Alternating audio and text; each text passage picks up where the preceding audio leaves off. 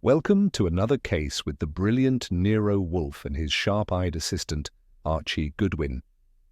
Tonight, they are drawn into a web of hidden pasts, whispered scandals, and a voice that once captivated millions, until secrets long buried demand their price. Where in the world are you tuning in from, and what time is it for you now?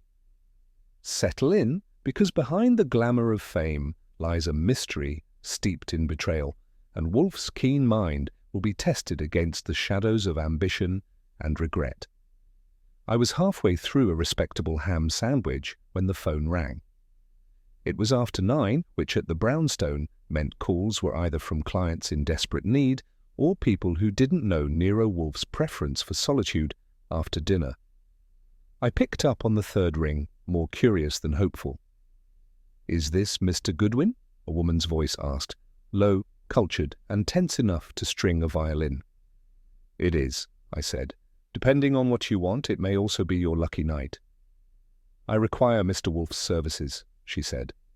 "Privately. Urgently." I leaned back, eyeing the dining room where Wolfe was undoubtedly wrestling with a custard. "Name, please," I prompted. "Not over the phone," she said sharply.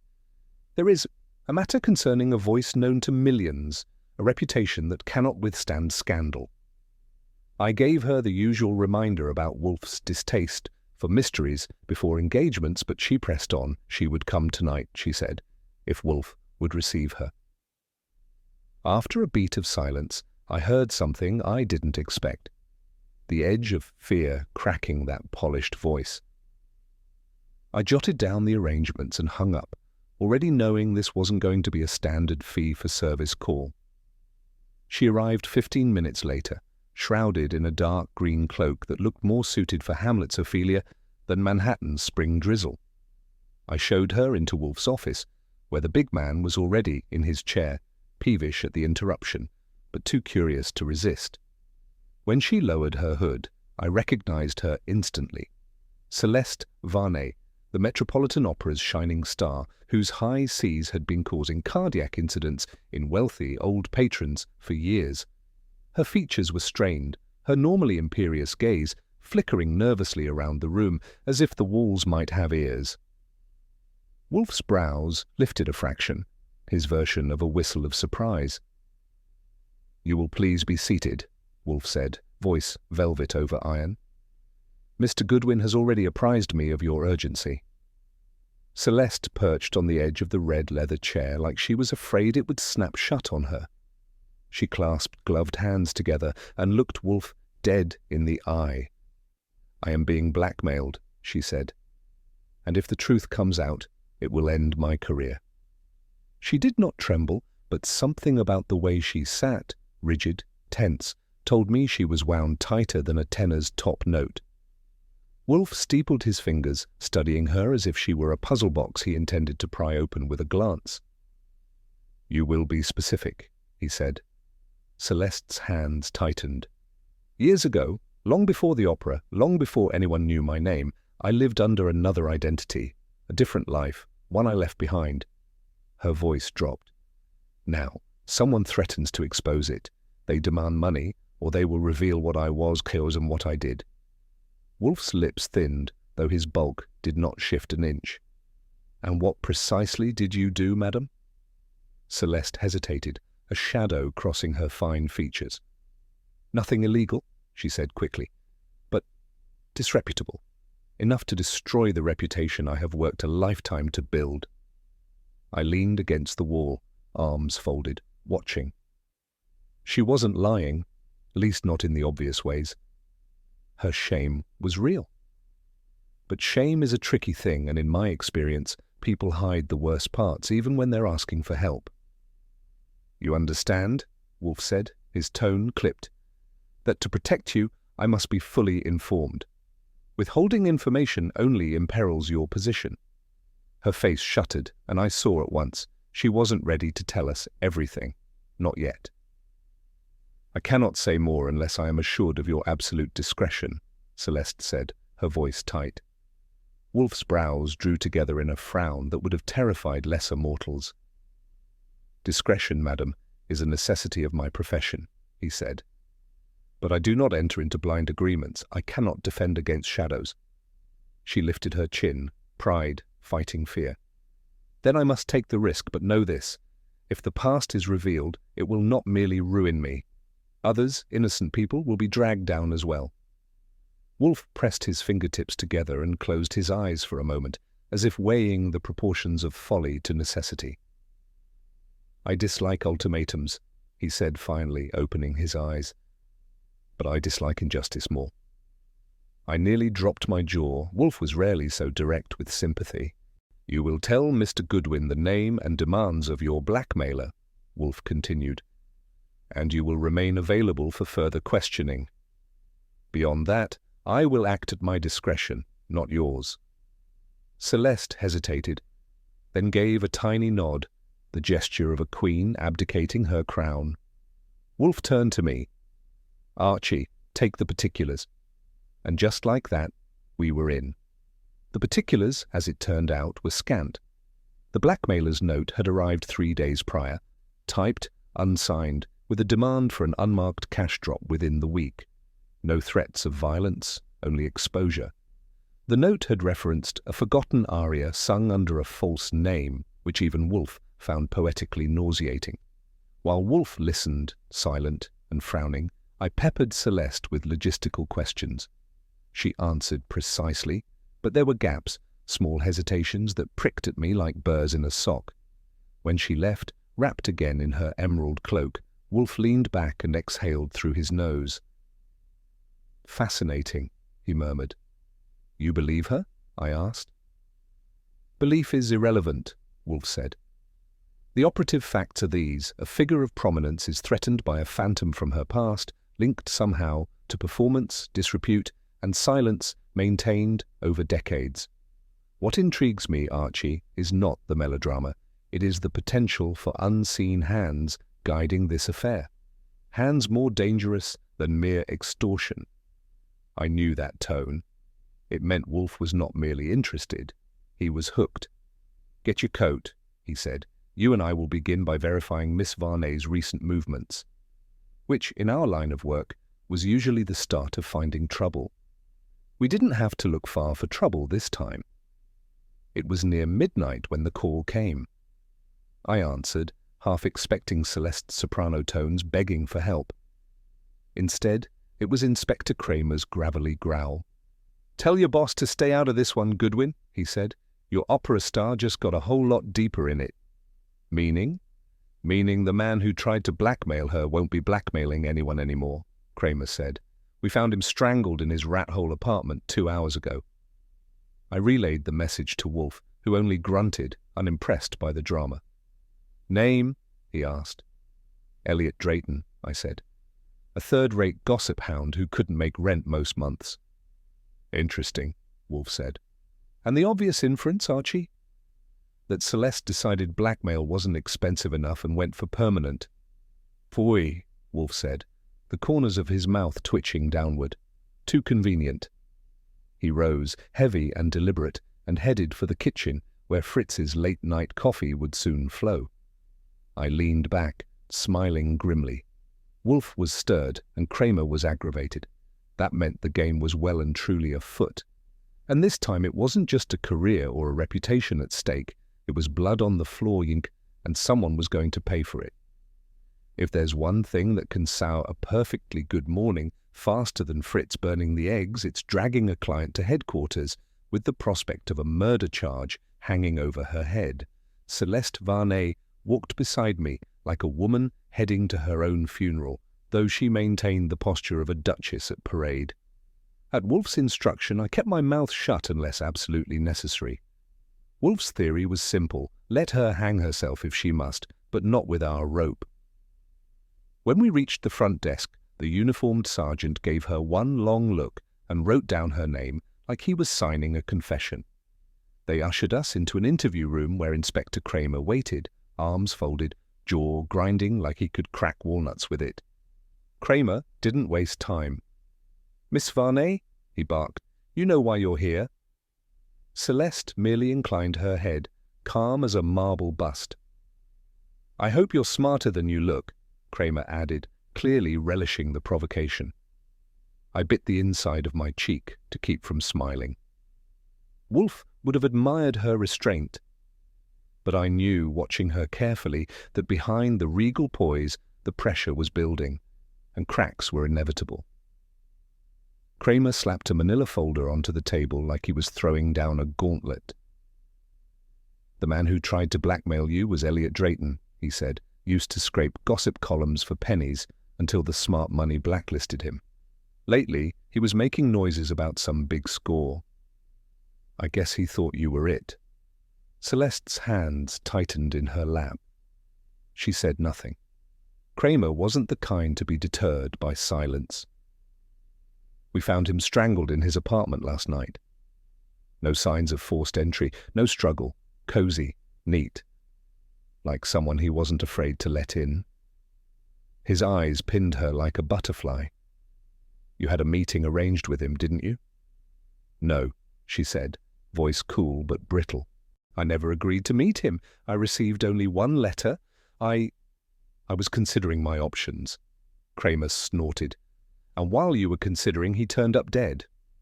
Convenient. I didn't blame Kramer for pushing. It looked bad.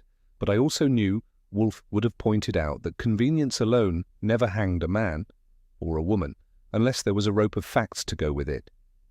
And so far, all Kramer had was smoke and suspicion. "You got an alibi?" Kramer asked, voice flat. Celeste straightened. "I was at my hotel the entire evening." "Alone?" "Yes." The inspector's mouth twisted. "No witnesses." "I ordered dinner to my room at 6. After that, I retired." "Anybody see you retire?" he pressed. "No," she admitted. It was the kind of answer that could save you if a waiter had photographic memory, or sink you if you didn't have a soul to back you up. Kramer scribbled something in his notebook, though I suspected he already knew the answer wouldn't help her. He closed the book with a snap. "That's thin," he said. Celeste lifted her chin higher. "It is the truth." I shifted in my seat. I had seen enough clients bluff to recognize sincerity when it showed itself. The trouble was, sincerity wouldn't mean much when the newspapers got hold of the story. Diva kills dirt digger to keep dirty past buried. Kramer seemed to read my mind. His grin was thin and humorless. "Truth or not, lady, you're waist-deep in it now.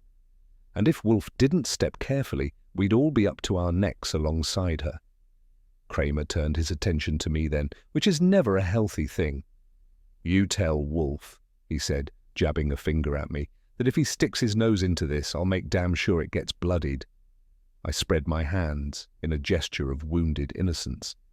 "We're just concerned citizens offering moral support." He grunted. "Save it?" Kramer rose and leaned over the table, looming large and unamused. "You tell Wolfe he's not welcome in this one. This isn't one of his parlor tricks with fancy words and paperweights. We've got a murder, and I don't want him muddling my case." Celeste's face paled slightly, but she said nothing. I admired her nerve. I offered a polite nod. "I'll deliver your sentiments." "And tell him," Kramer said, voice lowering, "if he starts playing games with evidence, I'll have him answering questions in a cell instead of that damn chair he's glued to."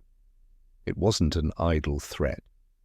Kramer didn't bluff, but neither did Wolfe, and there wasn't a threat in the world big enough to keep him away from a mystery once it had snared his mind, especially when the case reeked as richly as this one did. By the time I steered Celeste back into a taxi, the morning had sunk into a grey drizzle that seemed to soak straight through to the bones. She said nothing, bundled against the wetness and the weight of suspicion now hanging over her head. Back at the brownstone, Wolfe was waiting, an untouched beer sweating on the table beside him. He lifted an eyebrow at my entrance, his version of a demand for information. I gave him the rundown, sparing no detail. When I mentioned the blackmailer's identity, Wolfe's lips thinned. At the mention of Celeste's shaky alibi, he only sighed. "Phooey," he muttered. "A house of cards built on mist." Then I told him the last part, the part that made his eyes narrow thoughtfully.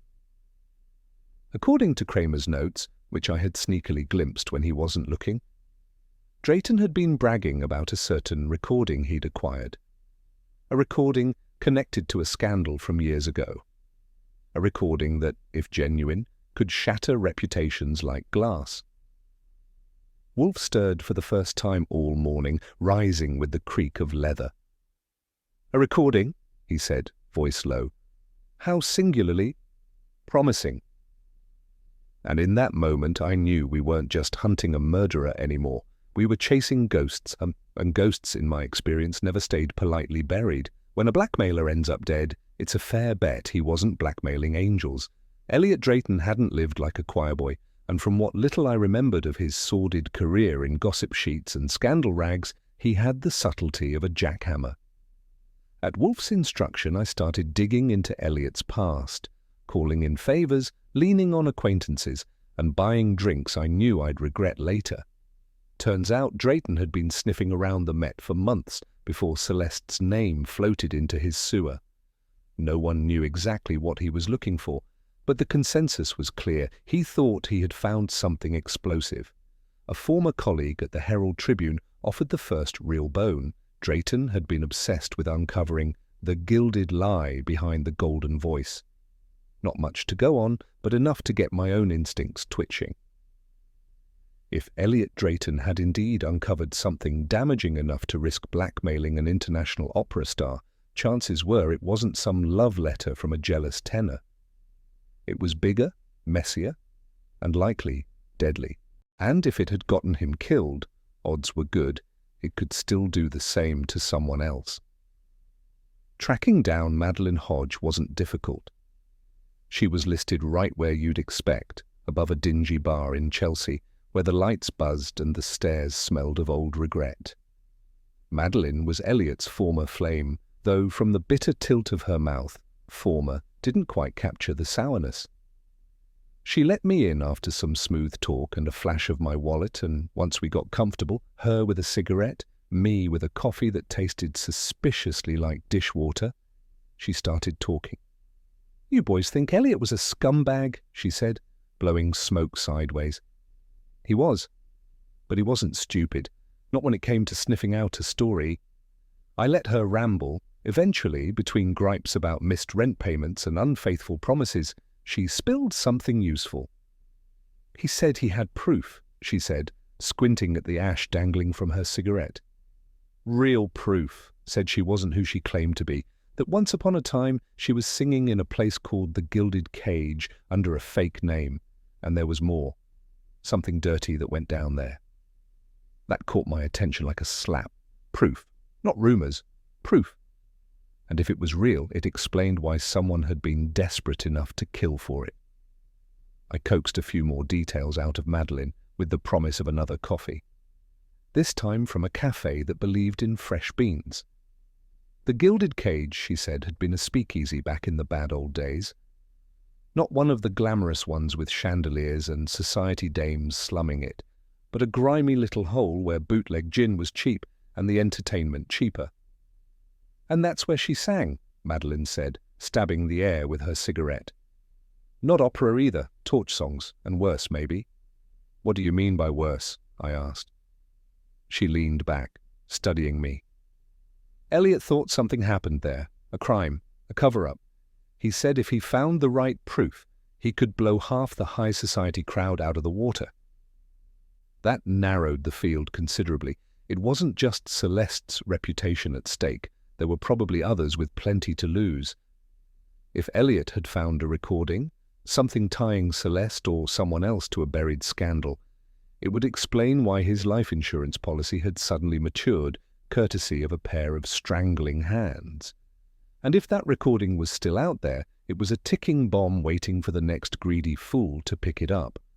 With Madeline's reluctant blessing and a promise that Wolfe would owe her a favour, one he probably wouldn't deliver, I made my way to Elliot's flat. It wasn't much. A one-room affair that smelled of stale smoke and desperation.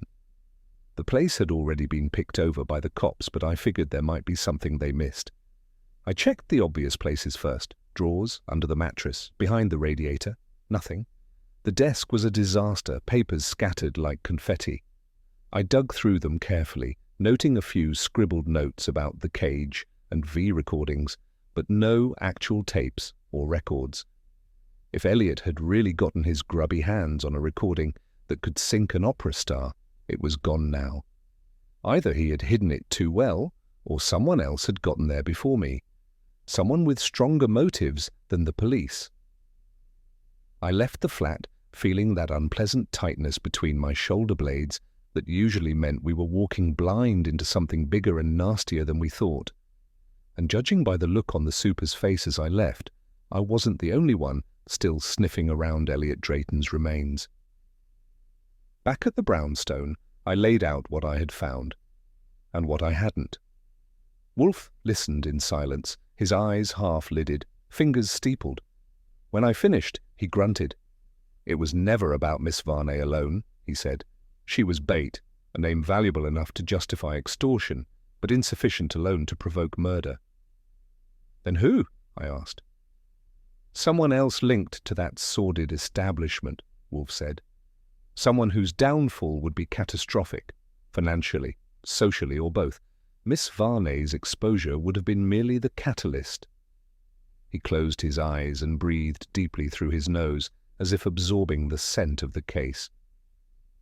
"Archie, you will re-examine everyone who had ties to the Gilded Cage, performers, owners, patrons, and find which of them now commands enough importance to kill to protect his secrets."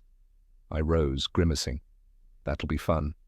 "You enjoy fun," Wolfe said, eyes still closed. "You were constructed for it."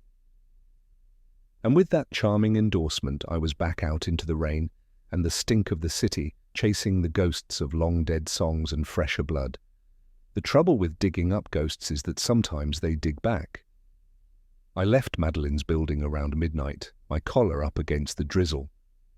I didn't spot the tail right away. Whoever it was, they had a good hand. But years on Wolfe's errands had sharpened my instincts, and by the third block, I was sure someone was shadowing me. I slowed, turned a corner sharply, crossed the street without warning. The figure stayed with me, careful, distant, patient, not some amateur snoop. This was a professional or someone desperate enough to pretend to be one. I ducked into a narrow alley, double-backed, and caught a glimpse, a dark overcoat, a flash of damp shoes, the steady, relentless pace of someone who had reason to want me under surveillance. I didn't stop to ask questions. Whoever it was, they knew too much, and too soon. By the time I circled back to the brownstone, heart hammering and nerves tingling, I knew one thing for certain. We weren't just dealing with an old scandal, we were hunting something, or someone, that didn't intend to be caught without a fight. And next time, they might not be content to just follow me. I'm no track star, but when the tail behind you smells more like a mugger than a tourist, you learn to move. I didn't break into a run. That would have been an engraved invitation. But I took corners fast and ducked into alleys narrow enough that a fat man in a bad suit would have to think twice. When I doubled back onto Lexington, I caught a glimpse of him, dark overcoat, hat low, patience written in every step. I slipped behind a delivery truck, let him pass, and took a side exit through a diner where the cook barely lifted an eyebrow. By the time I reached the brownstone, heart still working overtime, I was alone. I entered through the back, bolting the door behind me, and found Wolfe in the plant rooms tending to his orchids with the same delicate care he refused to extend to most human beings. "Someone took an unhealthy interest in my evening walk," I said, tossing my hat onto the rack. Wolfe didn't look up. "You are surprisingly careless, Archie."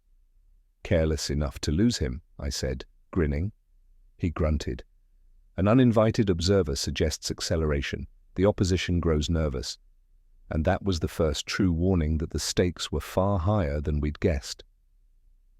When Wolfe returned to his chair that evening, he settled in with the sort of deliberation reserved for battles, not breakfast. I gave him the full rundown, and he listened without interruption, fingers steepled, eyes half closed. When I finished, he spoke. "The pattern," he said, is not consistent with personal blackmail. It is structural. Meaning? I prompted. Meaning, Wolfe said, that Elliot Drayton's death was not motivated by the sordid appetite for a singer's shame. It was a protective measure, intended to suppress a larger institutional vulnerability. Something corporate, I said. Yes, financial malfeasance, legal exposure, reputational annihilation. He closed his eyes. The gilded cage is the key, but not the performances, the place itself, a locus of criminality disguised as entertainment. It made sense. The blackmailer had fished in the wrong pond, thinking he had a single golden fish, only to discover sharks in the water. And someone, Wolfe said, someone with current power, decided that an old scandal was worth killing to keep entombed. It wasn't just Celeste's voice at stake anymore. It was the sound of history scratching at the coffin lid. Following Wolfe's lead, I spent the next day chasing down the ghost of the gilded cage. It wasn't easy. Most people who had known it were either dead, retired, or nursing memories they preferred not to share. But persistence, charm, and strategic lies are three of my better qualities, and by nightfall I had a picture. The gilded cage had been more than a speakeasy. It was a front, a laundering operation for dirty money, greased palms, and political favors. Performers came and went, but behind the music and whiskey, deals were cut that made the city's skeletons dance. Some of those involved had moved on to legitimate wealth and power. Others had disappeared into less savory obscurity. But the point was clear: exposing the gilded cage wouldn't just embarrass a few rich men. It would detonate entire careers, entire fortunes. And Celeste, poor fool, had been a chorus girl standing on a powder keg. The more I uncovered, the more certain I became. The threat wasn't to her reputation. It was to a whole architecture of dirty privilege someone was willing to kill to protect. And we were standing right beneath it. Back at the brownstone, Wolfe absorbed my findings with a grim satisfaction. He barely waited for me to sit down before delivering the next blow. Victor Spahn, he said, was a frequent patron of the gilded cage. I blinked. The Victor Spahn? CEO of Consolidated Media? The very same, Wolfe said. At the time, a junior executive with ambitions and insufficient scruples, now a man who commands fortunes and whose past could unravel everything if dragged into daylight. It fit. Spahn had the money, the reach, and the ruthlessness to orchestrate murder by proxy. He also had the most to lose if Elliot's recording resurfaced. And he has, Wolfe said, a documented association with Frederick Hannity, who managed the Gilded Cage before moving on to more respectable entertainment enterprises. The net was tightening. Spahn is our fulcrum, Wolfe said. Apply sufficient pressure, and the edifice will tilt. I whistled low. He won't come quietly. No, Wolfe agreed. Men of his ilk rarely do. And in the silence that followed, the weight of what we faced settled over the room like dust from a crumbling wall. The past didn't wait for us to catch up. It came knocking first. That evening, a courier delivered a letter to the brownstone, addressed to Celeste. Wolfe opened it with a knife, slicing neatly along the envelope's edge. Inside, the letter was short and to the point. Withdraw from public life or face the consequences of your crimes. This is your only warning. There was no signature, no watermark, nothing to trace. But the message was clear.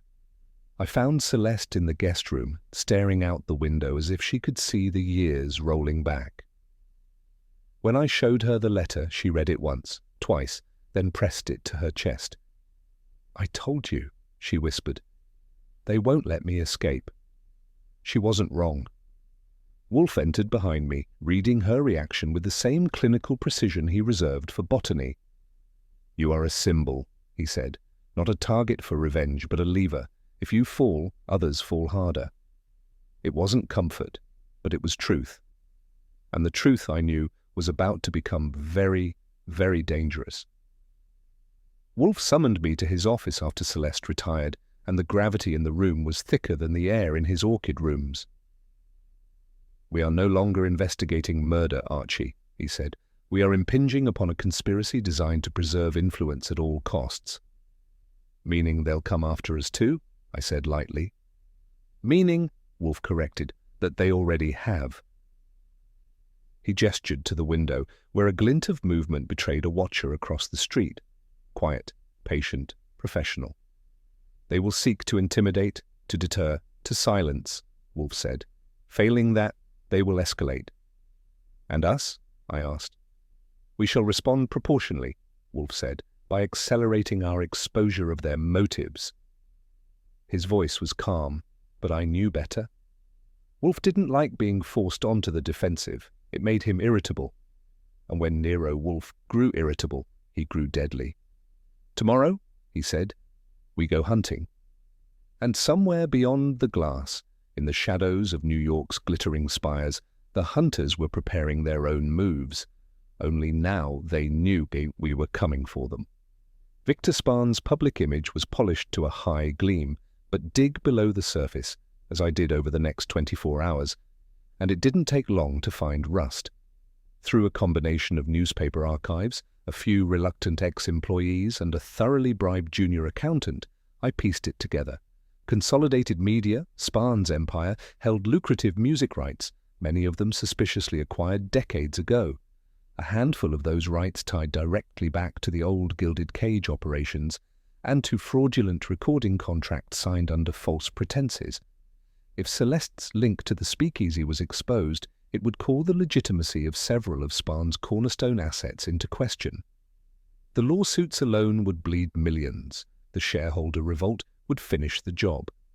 Spahn had everything to lose, and the instincts of a man who didn't like losing. By the time I returned to Wolfe with the details, he merely nodded, unsurprised. Power, he said, is more vulnerable to exposure than to attack. It decays not under assault, but under illumination. And someone had tried to snuff out the light before it spread. Following Wolfe's directive, I turned my attention to Frederick Hannity, the former owner of the Gilded Cage, turned respectable impresario. He agreed to meet at his club, a sleek establishment with more mirrors than good sense. Hannity was a small man with a large voice, the kind who survived by staying one step ahead of scandal, or burying it before it surfaced. When I mentioned Elliot Drayton, his drink froze halfway to his mouth. He recovered quickly, but not quickly enough. I barely remember the man, Hannity said, laughter too sharp around the edges. A pest, always looking for dirt that wasn't there. And Celeste Varney? I asked. Another pause, tighter this time. A singer among many, he said. Nothing remarkable at the time. But his hands betrayed him, fidgeting with the cuff of his jacket. I pressed a little harder, suggesting that perhaps Elliot had stumbled onto something worth more than tabloid gossip. Hannity's face closed up like a bank vault at 5 o'clock. I have nothing to hide, he said stiffly. If you're implying otherwise, you're wasting your time. Maybe. But even the cleanest stage hides dirt behind the curtains. When I returned and relayed Hannity's performance, Wolfe listened with a profound lack of enthusiasm. He lies poorly, Wolfe observed. A craftsman of reputation management, not truth. I handed over my notes. Wolfe read them in silence, then tapped a finger against a line in the margin.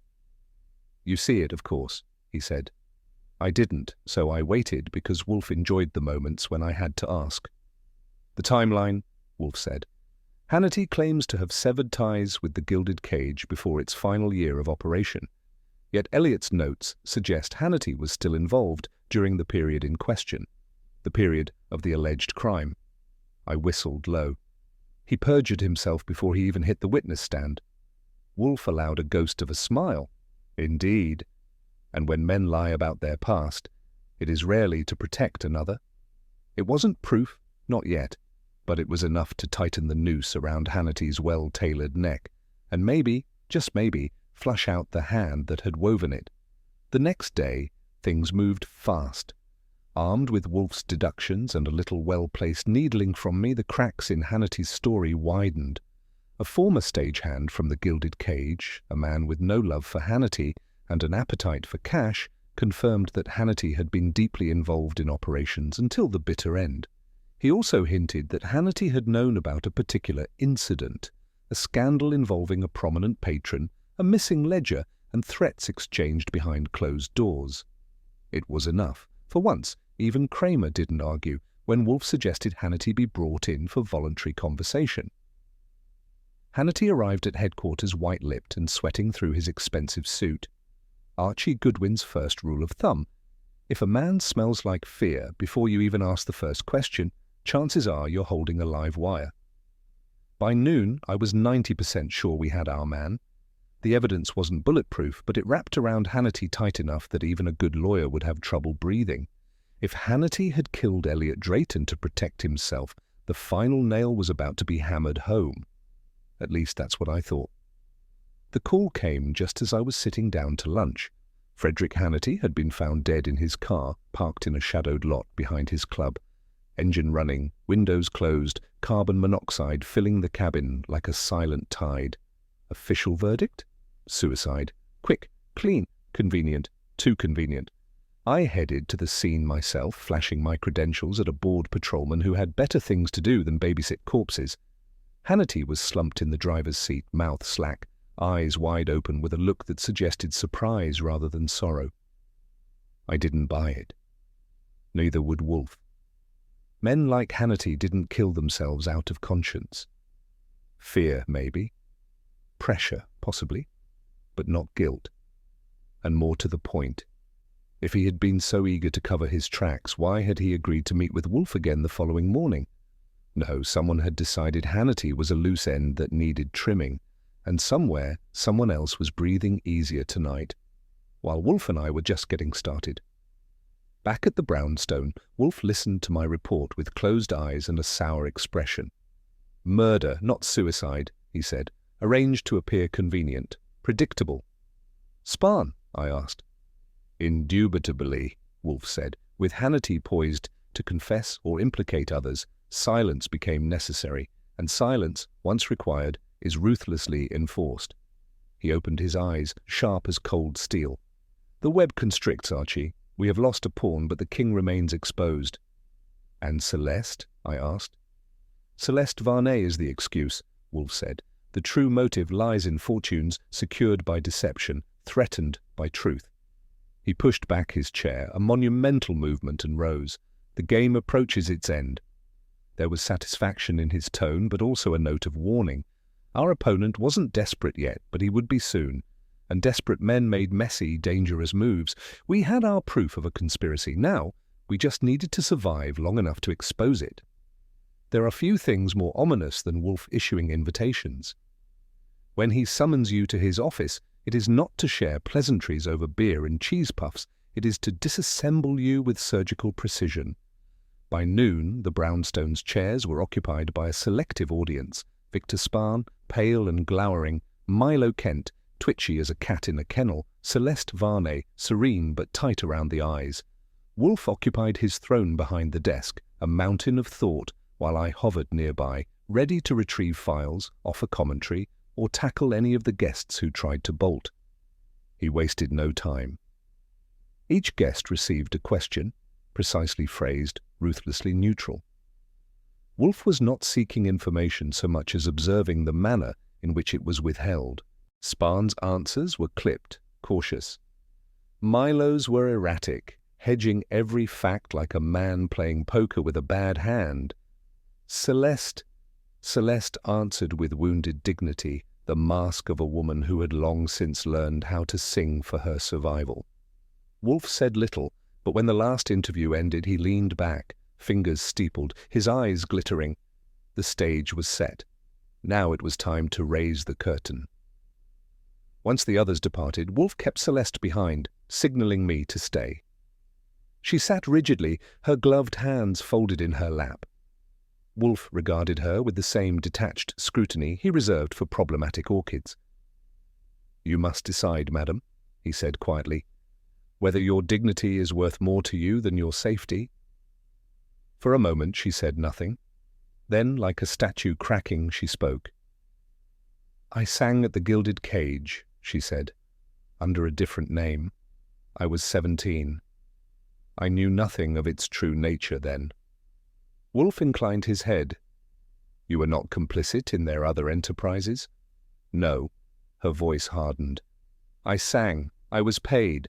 I left when I realized what the place truly was." She met Wolfe's gaze steadily, without flinching. Whatever sins she carried, they were not those of guilt for deeper crimes. Wolfe nodded, satisfied.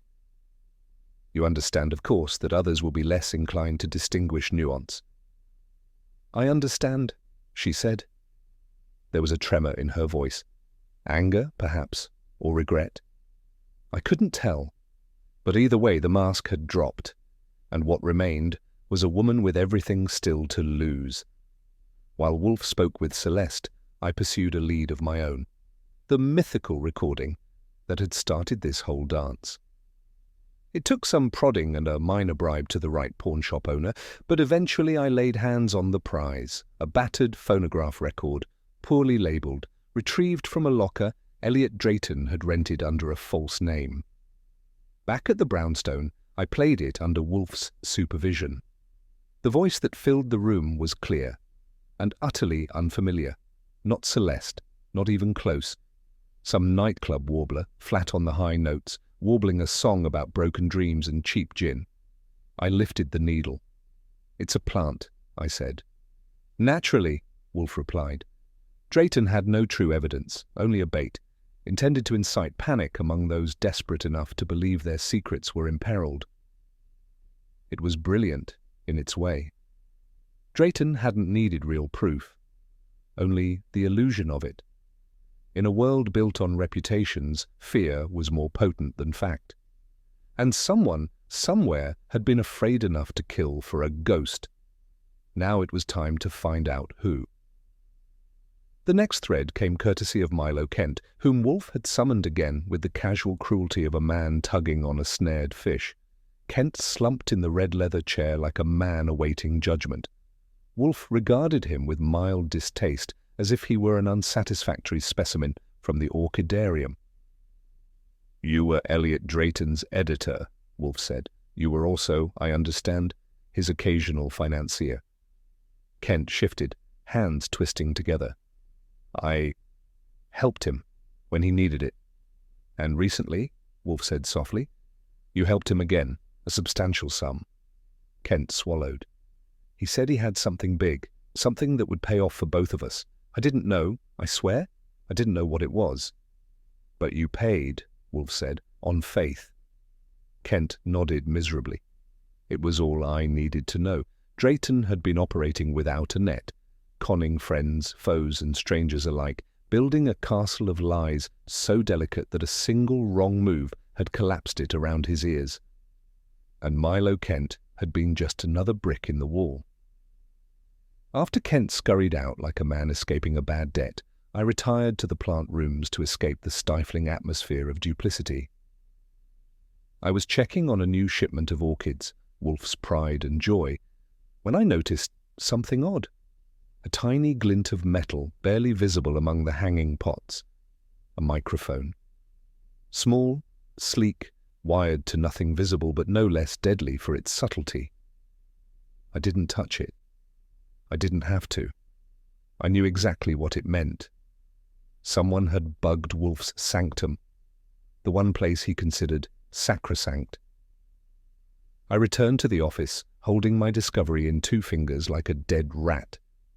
Wolfe's face darkened with a fury so controlled it seemed almost cold. "Amateurs," he muttered, "but diligent ones." He turned the device over in his fingers, examining its make. "Our adversaries grow impatient," he said, "and careless." It was a small mistake, but small mistakes in our business had a habit of proving fatal. For someone. Wolfe laid the microphone on his desk with careful disdain. "We have been compromised," he said, "which implies access. Meaning someone who had been inside the brownstone recently and often enough to act without raising suspicion." It narrowed the field sharply. Celeste, who had no motive to betray us. Milo Kent, who had visited under duress, Victor Spahn, who had not set foot inside the brownstone until summoned, but whose reach extended further than polite company preferred to acknowledge. And then there were the less visible players, deliverymen, repairmen, even casual visitors, anyone whose presence we had dismissed as routine. Wolfe's gaze sharpened. "Archie, we must reconsider every acquaintance of the last month." "Even Fritz?" I asked, half joking. "Especially Fritz," Wolfe said grimly, "if only to exonerate him beyond reproach." I nodded. I knew the drill. Trust was a luxury we could no longer afford. Outside the window, New York breathed its restless, indifferent sigh. But inside the brownstone, the hunt had grown personal. And this time, we weren't just chasing shadows, we were chasing betrayal, live and lethal. When Wolfe decides to spring a trap, it is not with theatrics or haste, it is with the deliberate precision of a man arranging the final moves of a chess match he has been winning for hours. The office was prepared as though for a diplomatic reception, chairs placed exactly, fresh beer chilled, no distractions permitted. Fritz was banished to the kitchen with strict instructions to admit no one without inspection. Victor Spahn, summoned under pretense of clarifying minor points, arrived on schedule, crisp and composed, with just enough disdain at being inconvenienced to betray a hint of unease. He took the chair Wolfe indicated without comment. I leaned casually against the wall, notepad in hand, appearing disinterested. Wolfe sat motionless behind his desk, his bulk suggesting a statue rather than a man. "Mr. Spahn," Wolfe began smoothly, "thank you for your indulgence. Certain matters require your expertise before we close our inquiries."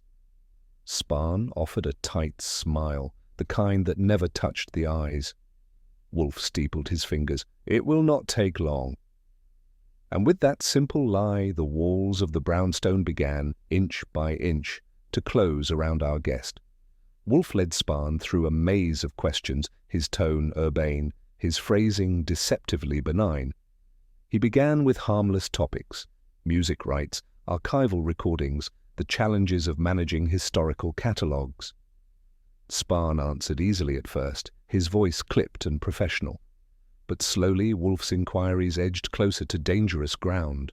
Old acquisitions, the gilded cage, names linked to long-buried scandals. Each answer required Spahn to either admit familiarity with matters better forgotten, or feign ignorance so complete it strained credibility. At one point Wolfe paused, considering Spahn over the steeple of his fingers.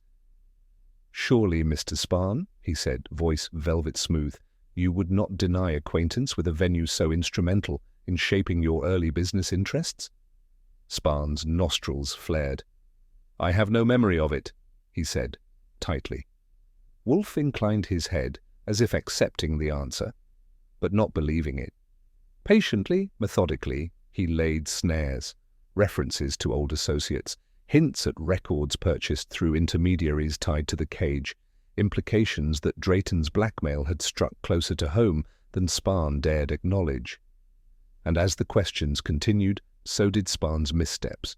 Small contradictions, hurried denials, a tightening jawline that betrayed more than words ever could. When Wolfe judged the tension sufficiently taut, he made his move. "You will forgive bluntness, Mr. Spahn," he said, his voice taking on the edge of finality. "But the circumstances compel it." He leaned forward slightly, just enough to signal the shift from inquiry to accusation. "Elliot Drayton sought to extort Miss Varney," Wolfe said. "But his true quarry was yourself. His death was not a matter of coincidence or crime of passion. It was orchestrated." Spahn's face hardened. "That's absurd." "Is it?" Wolfe murmured.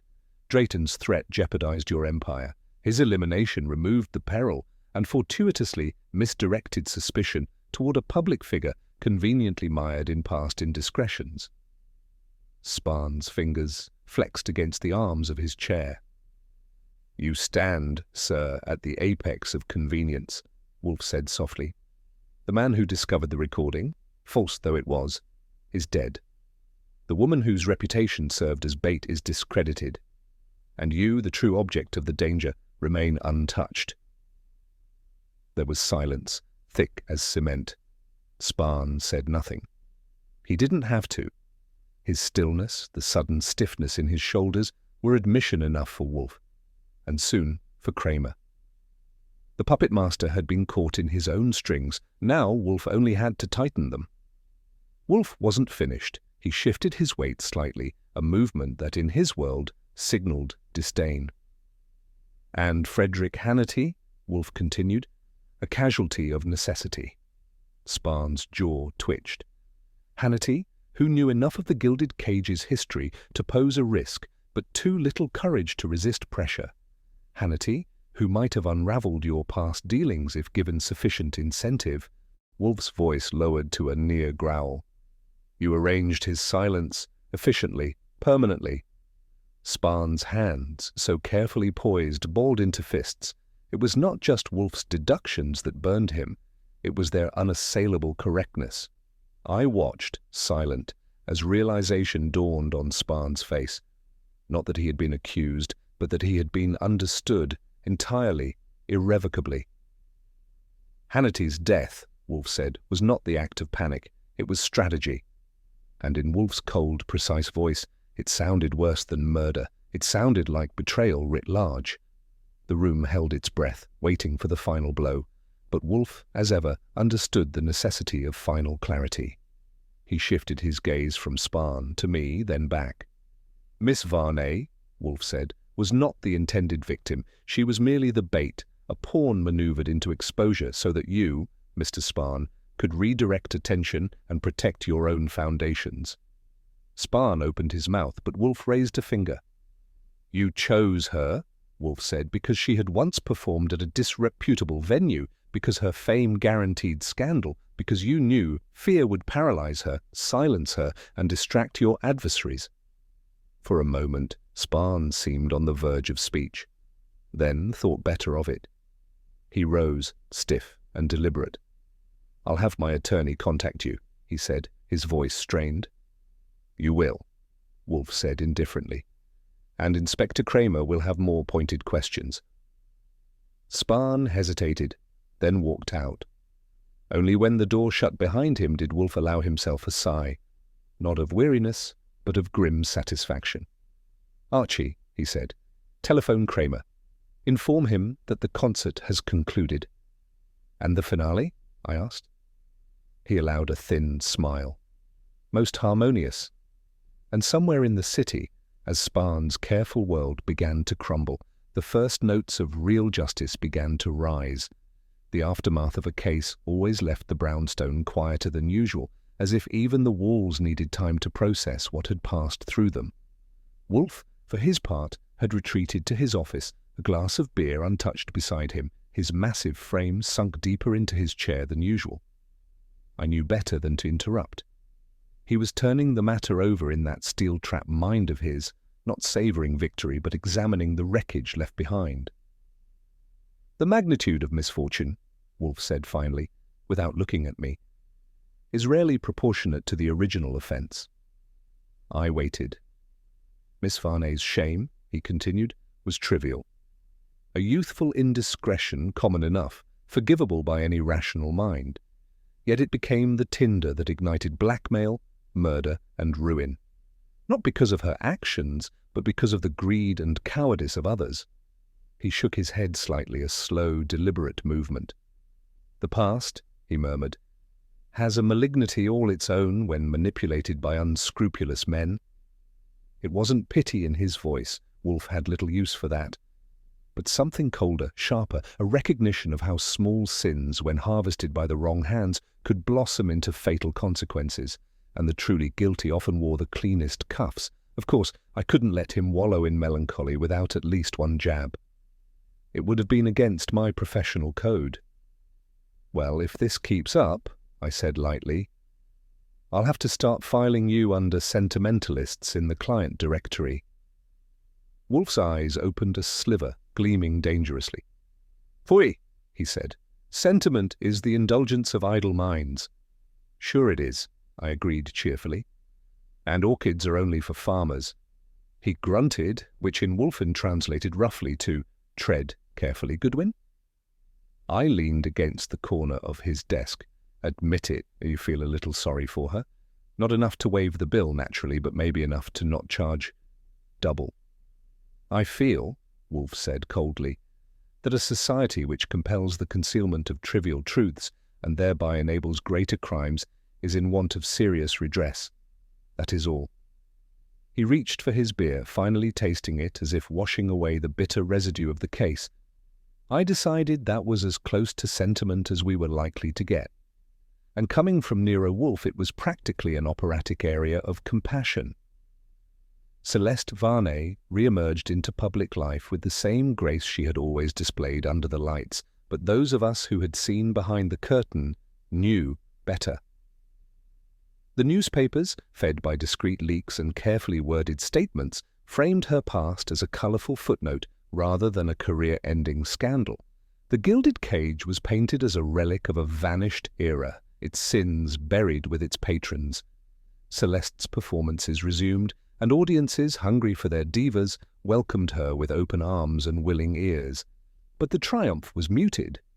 When she visited the brownstone for a final courtesy call, a bouquet of white orchids in her arms, I saw it in her face. The serenity was still there, the regal poise intact, but beneath it lay something heavier, a knowledge that innocence lost cannot be fully recovered, that even victory has a price, measured not in dollars, but in silent grief. She thanked Wolfe with a formality that bordered on the royal, and he accepted it with a nod. Nothing more. No flourish, no sentimentality. It was not a happy ending. It was a survivable one. And sometimes that was all the world permitted. After Celeste's departure, Wolfe remained silent for a long time, turning the stem of a flower between his fingers with the same absent thoughtfulness he might have applied to a chess piece. Finally, he spoke. "We all wear masks, Archie," he said, "some designed by necessity, others by vanity, a few by fear. The most dangerous are those we forget are masks at all." I said nothing. When Wolfe got into one of his philosophical moods, it was best to let the river run its course. Celeste Varney, he continued, suffered for a mask imposed by circumstance. Victor Spahn thrived behind a mask of legitimacy he crafted for himself. One sought escape. The other sought concealment. He placed the flower carefully into its pot, adjusting it by millimeters. "It is not the mask that condemns," he said. "It is the reason for wearing it." I had no ready quip for that one, because Wolfe, damn him, was right. As usual, later that night, after Wolfe had retreated upstairs and the brownstone had fallen into its customary hush, I sat at my desk, flipping through the notes of the case. Outside, the city buzzed and murmured, indifferent to another story tucked away under the headlines. I thought of Celeste, standing under the lights, her voice soaring over the heads of 1,000 listeners, none of whom would ever hear the sadness stitched into her songs. Even the brightest voices, I realized, often carried the heaviest burdens. The applause would wash over her, warm and thunderous, but somewhere inside there would always be a hollow note, one only she could hear. I closed the file and leaned back, letting the chair creak under my weight. Not every case ends with justice neatly served on a silver tray. Sometimes you get survival, sometimes you get scars hidden behind practiced smiles, and sometimes you get a reminder that no voice, however pure, however strong, is immune to the cost of singing the wrong song at the wrong time. I turned out the light, leaving the brownstone to its silence. Tomorrow would bring another case. Tonight there was only the echo of a song that had once tried and failed to stay forgotten. And so, as the last echoes of betrayal faded into silence, Wolfe leaned back, his voice a measured rumble against the hush of the brownstone.